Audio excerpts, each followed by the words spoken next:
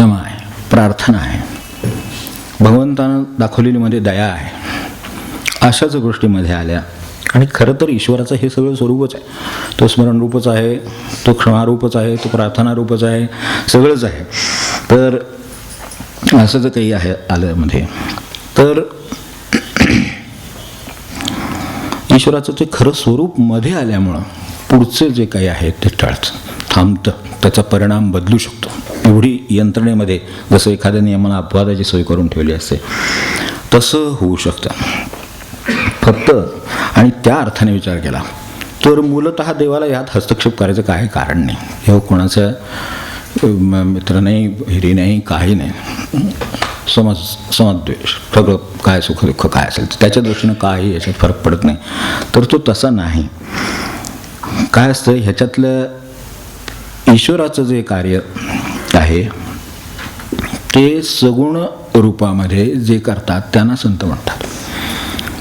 ईश्वराचं कार्य आता इथे म्हटलं तसं मध्ये स्मरण आहे, मध्ये क्षमा आहे, मध्ये प्रार्थना आहे, हे सगळं मध्ये आहे, दया आहे, हे सगळं कार्य सगुण रूपात. आता आपल्याला काय जे कोणी निर्गुणाचे साक्षात्कार घेतलेले असतील बाबा, पण आपल्याला तर माहिती आहे की सगुणात काहीतरी होऊ शकतं. सगुणात कुठे होऊ शकतं? तर सगुणातलं परमेश्वराचं हे जे कार्य आहे ते करणारी जी मंडळी, ते संत, तेव्हा ही एक सिस्टीम परमेश्वराने निर्माण करून ठेवली. कारण त्याच्यापर्यंत एकदम सगळे काही पक्षी, शेंड्यावर जाऊन बसणारे पक्ष्यांच्या जन्माला सगळे येतील असं नाही. आपण मुंगीच्या जन्माला आलो तर आपल्याला चालत चालतच शेंड्यावर जावं लागेल, हे बरोबर.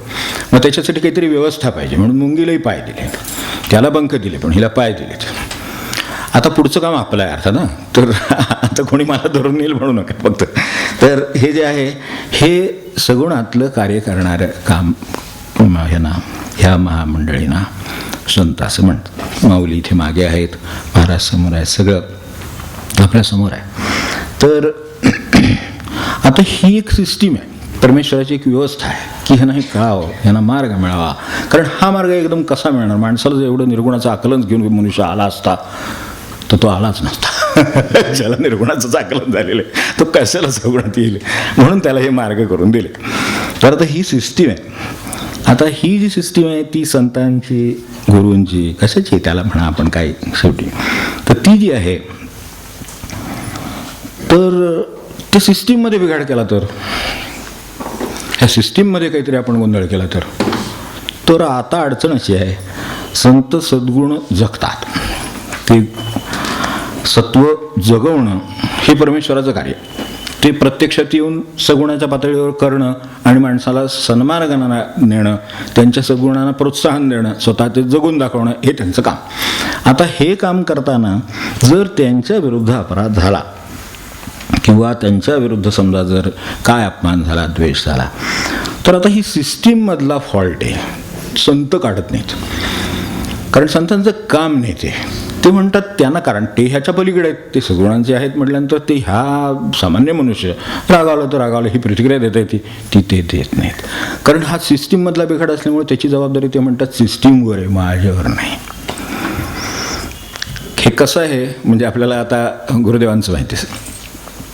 तर त्यांच्याकडे एकाने कळवलं, सांगितलं जाऊन, म्हणजे बाहेर बोलत होते, सांगायची इच्छा होती गुरुदेवांच्या कानावर, किंवा मी तुमचं काय ते सांगितल्याप्रमाणे करू शकत नाही, काय तुम्हाला कबूल केलं, आपल्याकडे जसं गुरुला साधन कबूल करतो आपण, हे कबूल करतो काय ते, तर त्याप्रमाणे मी काय करू शकत नाही, तर तुम्ही मला क्षमा करा. आता हा तसा म्हटलं तर सरळ मुद्दा आहे. संत आहेत, त्यांचं सांगितलं, आपण ऐकलं नाही आणि आता आपण करतो काहीतरी, तर आता ह्याला काय करावं, तर जाऊन क्षमा, आपल्याकडे आहे ना. आता आपण आधीच बघितलं कर्माचा परिणाम, तर आता मला न ऐकल्यामुळे मला त्रास होणार, तर ते त्याच्यातून वाचण्यासाठी मी क्षमा मार्ग मला आहे, तर मग म्हणून त्यांनी क्षमा मागितल्या. तेव्हा त्याच्यावर गुरुदेव काय म्हणाले ते लक्षात घेण्यासाठी, म्हणजे पुढचं तुकोबांचं म्हणणं अधिक स्पष्ट होईल. गुरुदेव म्हणाले की क्षमा करायचा अधिकार मला नाही असं त्यांना सांगा. आता हे आपल्याला माहीत नसते, एवढं बारीक त्याच्यात काही असेल, क्षमा करायचा अधिकार मला नाही. तेव्हा आता ते ग्रस्त बहुतेक आपल्यासारखेच असावेत, म्हणजे वाद घालणारे वगैरे. तर त्यामुळं ते काय म्हणाले गुरुला, तुम्हाला नाम द्यायचा अधिकार आहे आणि तुम्हाला क्षमा करायचा अधिकार नाही, असं कसं होऊ शकतं. आता म्हणलं तर हे बरोबर आहे, नाम द्यायचा अधिकार त्याला आहे, त्याला क्षमा करायचा अधिकार नाही असं कसं होईल. ते म्हणले नाम द्यायला काही फार अधिकार लागतो असं तुम्हाला वाटतं का? क्षमाला फार मोठा अधिकार लागतो, तो फक्त भगवंताच्या हातात आहे म्हणते. त्यात आम्ही पडत नाही. पूर्वी आपल्याला माहिती असेल की जयराम नाना महाराजांचं चरित्र आपण पाहिलं होतं. त्यांच्या त्या कीर्तनामध्ये त्या बाई येत असत आणि ते असं त्यांना ह्याचं प्रेम लागलं आणि ते सगळं आपल्याला ते माहिती आहे. मग त्यावेळेला आपण त्याच्यावर संबंध त्या अभंगावर इथे याचा तुमचा परचा दिला तुम्हापाशी वगैरे आपल्याकडे अभंग आहेत. तर त्यांच्या वेळेला काय झालं, त्यांच्या वेळेला त्यांनी येऊन ते बैठकीत येऊन त्यांच्या कोणते घरातले मंडळी होती त्यांनी त्या मिस्टरांनी ती काय ती स्वाडीत दिली आणि म्हणले तुम्ही लोकांना भक्तिमार्गाला लावताय आणि हे काय चाललंय आणि असं आहे तसं आहे. काहीही प्रतिक्रिया नाही. ठीक आहे नाही तुम्हाला तसं वाटतंय ठीक आहे. आपल्याला लक्ष्मीनारायणमधल्या शिबिरात आठवत असेल तर हरकत नाही, ते हरकत नाही तर त्या गेल्या ठीक आहे. आणि नंतर जे ह्यांना मारलेलं होतं त्याचा परिणाम त्यांना झाला. ही सिस्टीम ऑपरेट करायला सिस्टीम ऑपरेट होते. त्यावेळेला काय होतं की याला संतांचा द्रोह. त्याने असं म्हटलंय, संतासी क्षोभवी कोण्याही प्रकारे त्याचे नव्हे बरे उभय लोके. तेव्हा हे संतांना हा जयराम नाना महाराजांचे अधिकार काय, तर त्यांना त्रास दिल्याचा परिणाम काय, तर ते जे ह्यांच्या गालावर वाजवलं ते त्यांच्या गालावर उठलं घरी गेल्यावर आणि ते कमी होईना. तेव्हा आता सांगितलं बघा तिने हे जे काय तुम्ही केलेलं आहे त्याचा परिणाम आहे. आता आणखीन काय वेगळं आता काय ह्याला काय भविष्याकडे जाता आलं पाहिजे का आपलं कॉम्प्युटरवर नेटवर काय पत्रिका वगैरे बघितली पाहिजे काय, कुठं योग वगैरे वाईट आलाय का, असं अचानक कसं होईल, जसं व्हायचं तसंच झालं ते होणार. तेव्हा आता ह्याला मार्ग काय, तर म्हटलं आता तुम्ही त्यांच्याकडे जा, आम्ही जात होतो, तुम्ही त्यांच्याकडे जा आणि त्यांना सांगा आहे की बाबा हे चुकलं काय, माझ्या लक्षात आलं नाही, हा मार्ग सन्मार्गाचा होता आणि ते माझं चुकलं.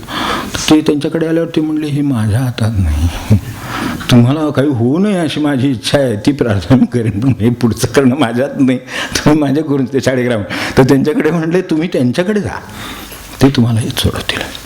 तेव्हा हे ज्या वेळेला ह्या सिस्टीमवरचं येतं त्यावेळेला परमेश्वर, आता परमेश्वराला आत्ताच आपण क्षणभर म्हटलं की परमेश्वराला कोणी काही फरक नाही, आपलं नाही, काही नाही म्हणून तो परमेश्वर आहे. त्याचे जे सगुण अवतार ते संत, त्यानंतर आपलं परक करता येत नाही. मग आता राहिलं काय, मग आता सिस्टीमला मध्ये पडणं भाग पडतं. देवाचा तो वैरी शत्रू दावेदार, पृथ्वीही थार नेदितया, कोण संतासी क्षोभवी कोण्याही प्रकारे त्याचे नव्हे बरे उभय लोकी. देवाचा तो वैरी, आतापर्यंत कुठे देवाचा वैरी वगैरे काय अर्थाने काही नाही, जे असतील ते वेगळ्या कारणासाठी ते बघू आपण. देवाचा तो वैरी शत्रू दावेदार, देवाचा तो वैरी शत्रू दावेदार, पृथ्वी ही पार पृथ्वी ही थार नेदितया, पृथ्वी ही थार नेदितया. देवाचा तो वैरी शत्रू दावेदार, देवाचा तो वैरी शत्रू दावेदार,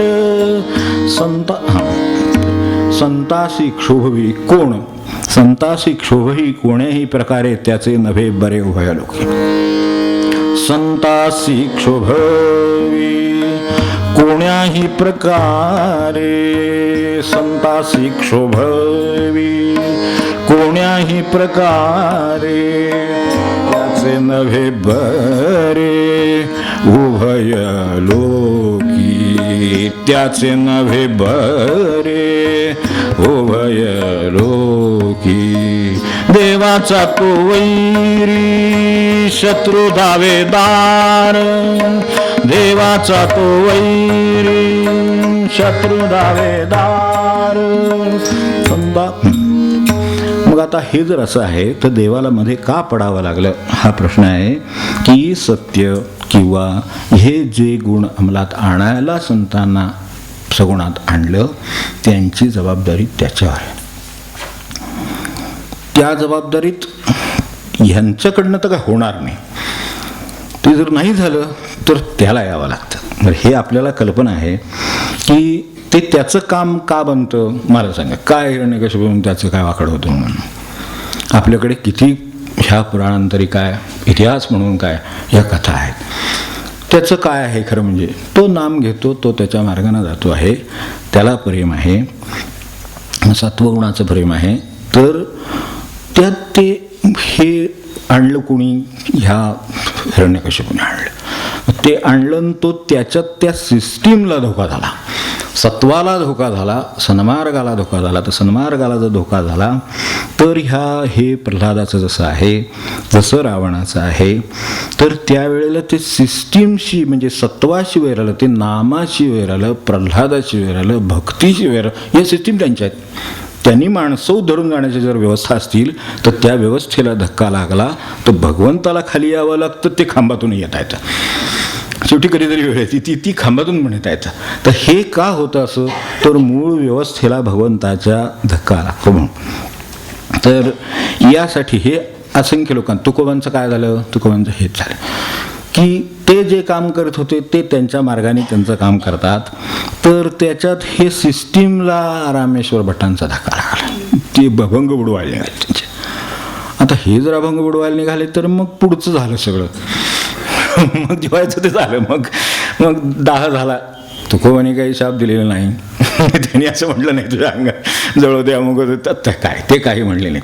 ते फक्त एवढंच, बाबा तुम्हाला असा त्रास होतोय आणि तुमची आता आज्ञा आहे तर ठीक आहे, माझं आहे ते बाळ आपलं ह्याच्यात बुडवतो, मागायचं तर त्याच्याजवळ मागेन, तुम्हाला काय पडत नाही. त्याप्रमाणे त्याच्याजवळ मागायला खरं लागतच नाही, त्याला कळतच आहे.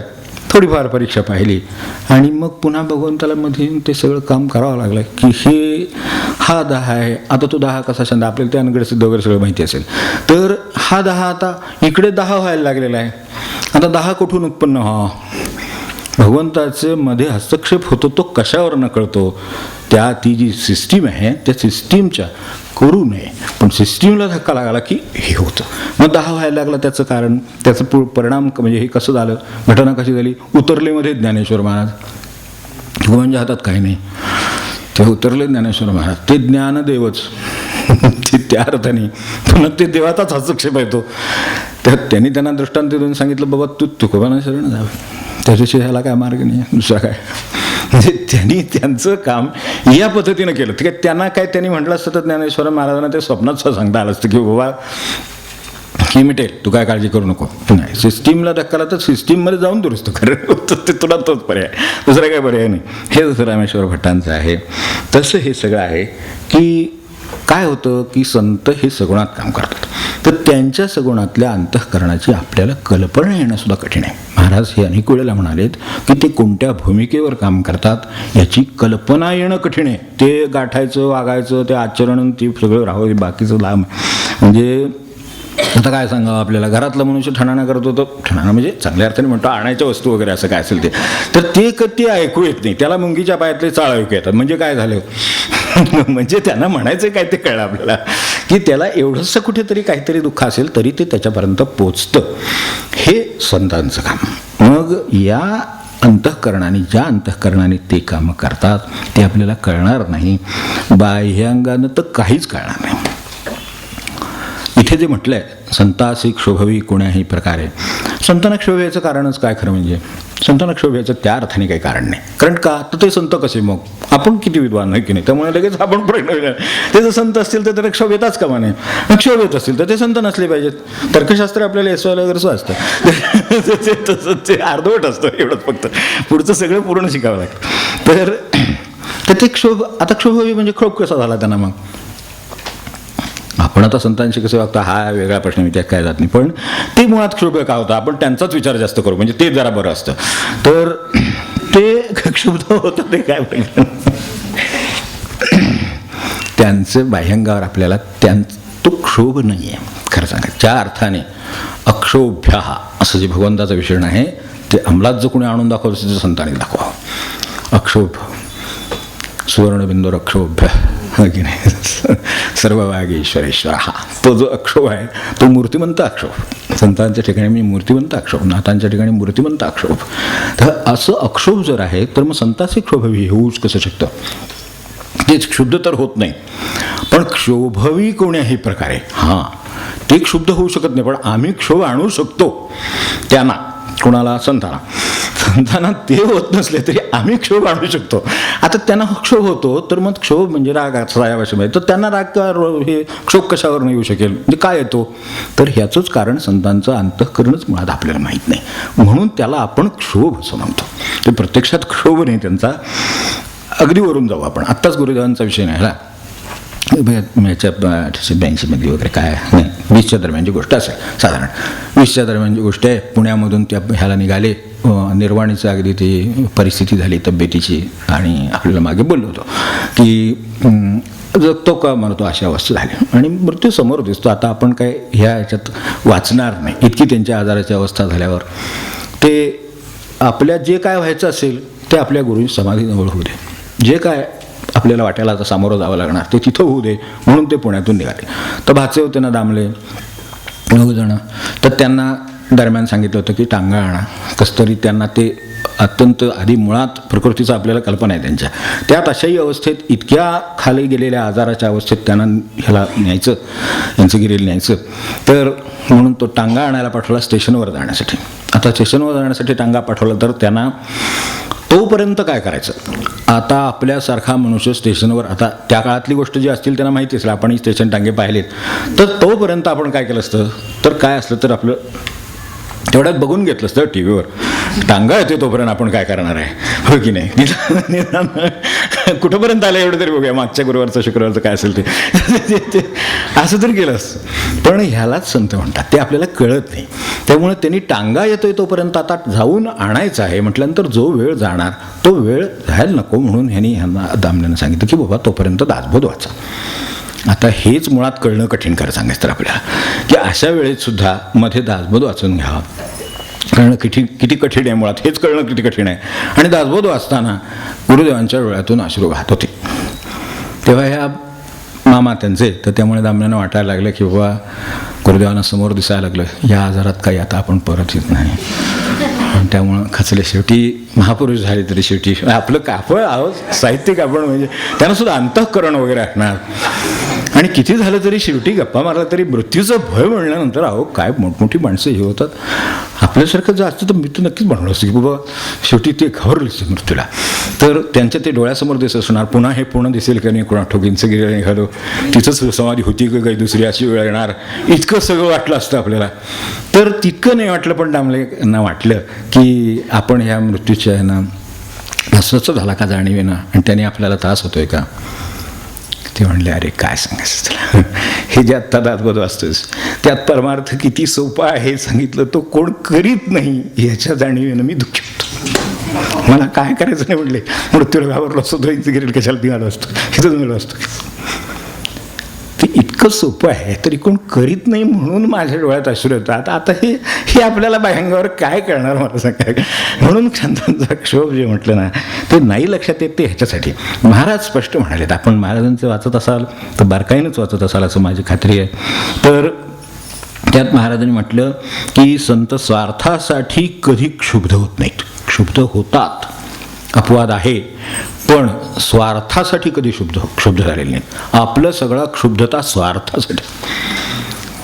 क्षुब्धता आहे, माणसाला राग येतो बरोबर आहे, पण कशासाठी? माझ्या मनासारखं झालं नाही, मी म्हणतो तसं झालं नाही, अमुक याच्यासाठी मनुष्य क्षुब्ध आहे. संत त्याच्यासाठी क्षुब्ध नाहीत. हे जसे त्याच्यासाठी रडत नाहीत मृत्यूच्या भीतीने, त्यांना हा परमार्थाचा आता हे पुढे काय होणार ह्या लोकांना एवढं सोपं हे सांगतात समर्थाने, घसा फोडून सांगितलं तर कोण करीत नाही.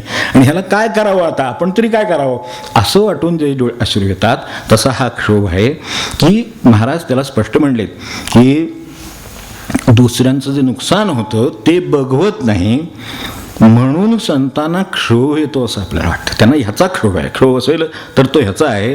किंवा महाराजांच्या अगदी शब्दात सांगायचं झालं तर लोक ऐकत नाहीत, म्हणजे महाराजांचा शब्द वाक्य सांगतो, लोक ऐकत नाहीत हे माहीत असून सुद्धा सांगतात तेच होतं. लोक ऐकत नाहीत, ऐकणार नाहीत, त्याप्रमाणे वागणार नाहीत हे माहिती असून सुद्धा संत आटापिटा करीत असतात. आणि तो केवळ परार्थासाठी असतो असं म्हणाले. परमार्थासाठी असतो, तो स्वार्थासाठी नाही. त्यामुळे जे क्षुब्धता इथे दिसली, संतासी क्षोभवी कोण्याही प्रकारे त्याचे नभे बरे उभय लोकी, म्हणून तुकाराम महाराज पुढे म्हणाले, संतापाशी ज्याचा नुरेची विश्वास त्याचे झाले दोष बळीवंत. संतापाशी विश्वास उरला नाही, मग काय झालं मग? तर हे जे उभयलोकी म्हटलं आहे पहिल्यांदा, त्याचे नव्हे बरे उभयलोकी, हे काय होतं, त्यांना दोन्ही नुकसानं दिसतात. इथेही व्यवहारात नुकसान होणार आहे आणि तिथेही नुकसान होणार आहे. उभय लोक दिसायला आपल्याला आपला लोक नव्हे घर दिसलं तर खूप झालं, त्यातल्या माणसांचे स्वभाव कळले तरी खूप. ते आपल्याला जर लक्षात येत नाही तर ह्या लोकातलं काय लक्षात यावं, आणि तिकडचं तर त्याच्यापेक्षा. तिथं सूक्ष्मच जग, त्यात काय काय करून ठेवले आपण कोणा ठोक म्हणून चालू. तर ते काय आहे ना, ते तर कळणं कठीण. पण ह्यांना दिसतंय, मग ते संतांना दिसतं, म्हणून त्याचे नव्हे बरे उभय लोकी. अशा भाषेत सांगितलं की दोन्ही हे लोकामध्ये, म्हणून आपल्याकडे इहपर समाधान असं शब्द आहे. समाधान हे आहे, परही आहे. कुठेही असाल तिथे इहलोकीचा, इथेही स्वर्ग आहे आणि तिथेही तो आहे. तर ह्या अर्थाने त्यांना जो इहपर जाणवतो आणि त्याच्यातले दिसतात दुवे, ते त्यांना दिसतात म्हणून तसं वाटतं. आपण ह्यांच्याकडे जातो, ह्यांच्या कोण पॅथॉलॉजिस्टकडे जातो, ते खाली हे ठेवतं. मग ते ठेवलं की काय, ते त्यांना दिसलं की त्यांचा चेहरा पडतो, की त्यांचा चेहरा पडलेला बघून आपला चेहरा पडतो. आपल्याला एवढंच कळतं. तुम्ही सांगा मला, खरं की नाही? आपल्याला तिथे काय दिसलं त्यांना हे कळलं का? नाही. एखादा रिपोर्ट हातात घेतला तर ते त्यांचा चेहरा लगेच हे बदलतो. म्हणजे आता काही वेळेला ते दाखवत नाही. आता हे एक्सपर्टाईजचा आहे, सोडून देऊ, तो काय खाजगी आहे. पण मुळात त्यांचा चेहरा पडले दिसलं की आपला चेहरा पडला. आता तो त्यांचा चेहरा कशासाठी पडला ह्याला सुद्धा बरीच कारणं असतात. म्हणजे भौतिक ह्यात काय सापडणार नाही, हा काय सापडत नाही, असंही असेल कदाचित, काय आपल्याला तर माहिती आहे. आता का आता सापडला तर असं आहे. हे आता काय कळत नाही, म्हणजे आपलं क्षमा मागून म्हणतो, पण हे असं आहेच, कारण बाहेर आपला अनुभव येतो.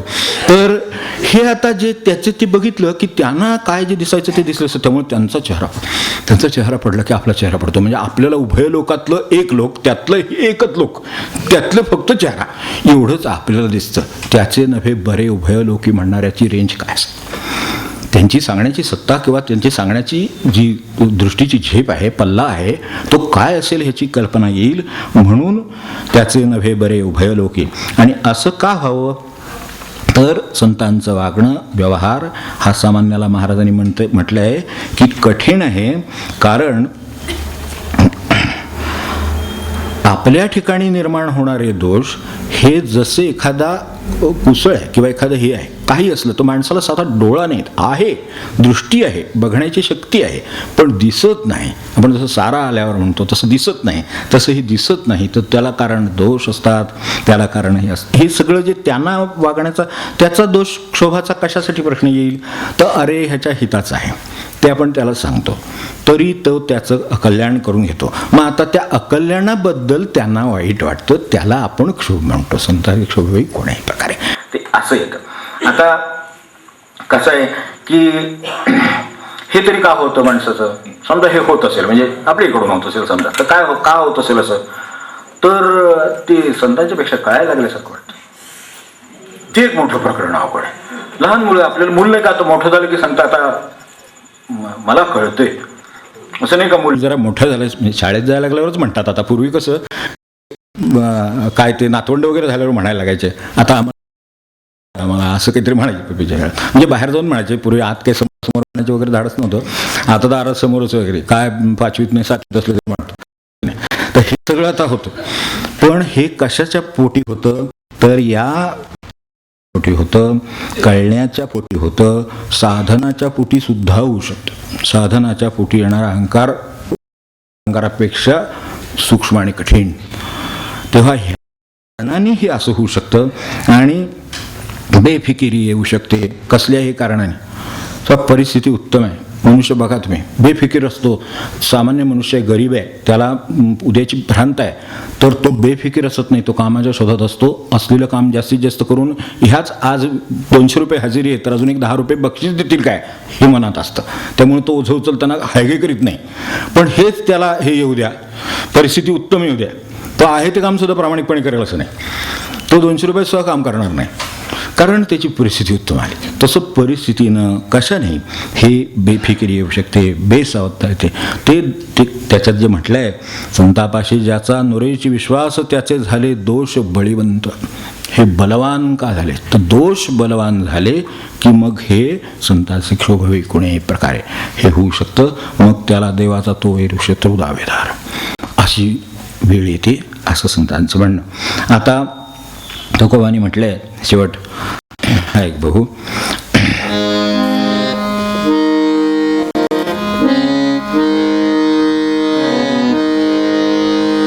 संतापाशी ज्याचा नुरेची विश्वास, त्याचे झाले दोष बळीवंत. संतापाशी ज्याचा नुरेची विश्वास, त्याचे झाले दोष बळीवंत. देवाचा तो वैरी शत्रू दावेदार, देवाचा तो शत्रू दावेदार. तुका म्हणे वासराच्या अंगे, तुका म्हणे क्षीर वासराच्या अंगे. किंवा धावे लागे विषमे मारू, तेव्हा लागे धावे विषमे मारू. तुका म्हणे क्षीर वासराच्या अंगे. काय काय असते? भगवंत गाईसारख्या. सर्वात शुद्ध आपल्याकडे पशुकुळामध्ये गाय, म्हणून तर आपण आरती करतोय. त्याच्यासाठी आपण परिणामही आता पाहतो, विज्ञानाने सुद्धा पाहतो. परमार्थाला तर माहीतच आहेत, प्रश्नच नाही. माणसाला निर्दोष करण्याचं सामर्थ्य जसं हे भगवंताच्या स्मरणामध्ये आहे, तसं तिच्यामध्ये हे आपल्याला माहीतच आहे. गायीकडे हे भगवंताचं, गायीचं रूप हे भगवंताचं रूप म्हणून मानलं. त्याच्याकडे जायला, तिच्याकडे आपल्याला पवित्र करणारं, आपल्याला पुष्ट करणारं, काय क्षमा करणारं, काय जे असलेल ते करणारं, काय स्मरण देऊ शकणारं, कृपा करू शकणारं, सगळं जे आहे दया करू शकणारं, हे दूध आहे भगवंताकडे.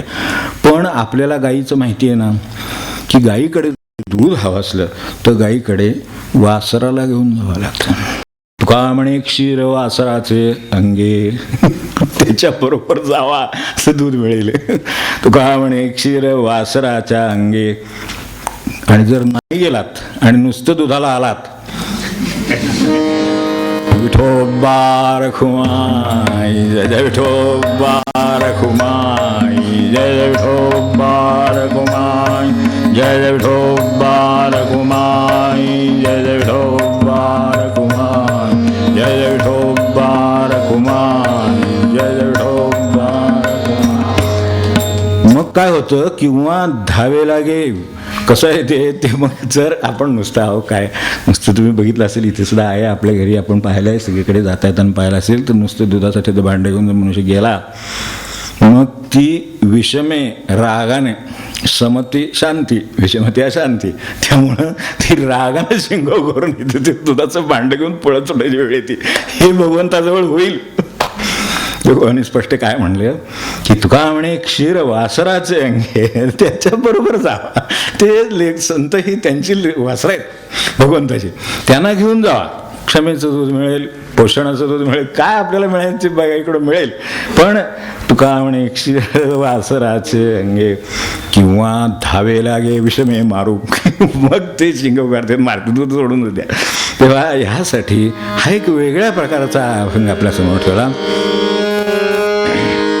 तुका म्हणे क्षीर वासराच्या अंगे, तुका म्हणे क्षीर वासराच्या अंगे, किंवा धावे लागे विषमे मारू, किंवा धावे लागे विषमे मारू.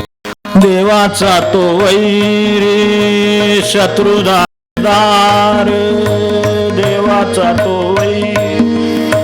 शत्रु दावेदार. पृथ्वी थार पृथ्वी धार. पृथ्वी थार देत नाही म्हणजे काय? पृथ्वी थार देत नाही म्हणजे अस्वस्थ. माणूस म्हणतो ना की खाऊन पिऊन आहे, पण सगळं आहे, पण स्वास्थ्य नाही. सगळं आहे पण स्वास्थ्य नाही. ते पृथ्वी ही थार का? पृथ्वी एवढी क्षमाशील आहे, ती भगवंताचीच आहे. तर भगवंताला जर त्यात उतरायचं तर पृथ्वी तिकडून साथ दिल्याशिवाय राहणारच नाही, त्याला जागेवर थांबूच आहे, अस्वस्थ राहतं. ते जसं त्याचं झालं जनानांच्या ह्याच्यात आपण बघितलं, तर तसं हे आहे. म्हणून ती पृथ्वी ही थार नेदितया, पृथ्वी ही थार नेदितया, पृथ्वी ही थार नेदितया, देवाचा तो शत्रु दावेदार, देवाचा तो वैरी शत्रु दावेदार. हे असं का पाहावं? हा तरी संतांचा एक वेगळा अभंग आहे. खूप तुकोबांच्या याच्या अभंग इतकी विलक्षण प्रकारे मूळ मुद्द्याला आपल्या प्रपंचातल्यापासून परमार्थाच्या सूक्ष्म अरुण या थोकडा तुका कशावेळी इथपर्यंत एवढ्या रेंजमधलं काही आपल्याला सापडणारं कठीण आहे दुसरं.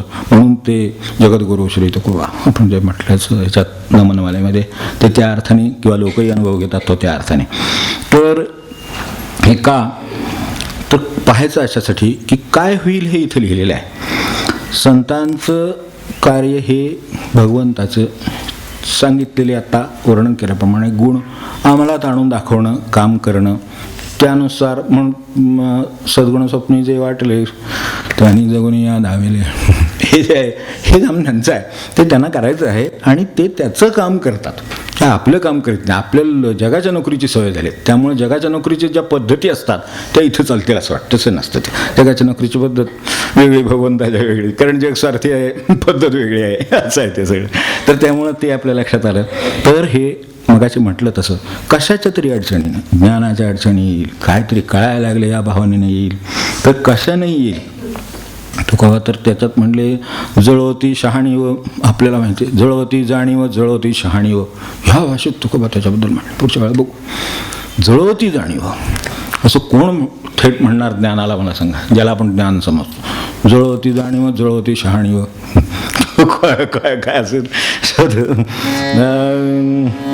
जळवती जळवती जाणीव, जळवती शहाणीव, राहो माझा भाव विठ्ठल पायी. ते विठ्ठलाच्या आड जर माझ्या येत असेल तर ती जळू तिकडे जळून ते जण. मग तू ब्रह्मानंदाने काय केलं? ते जाळलंच की शेवटी. म्हणलं हे घेऊन टाका, हे जे ज्ञानासाठी एवढा आटापेटा केलाय ते घेऊन टाका. हे का? तर हे त्यांना माहिती आहे तुकोबांचं काय म्हणणं आहे ते.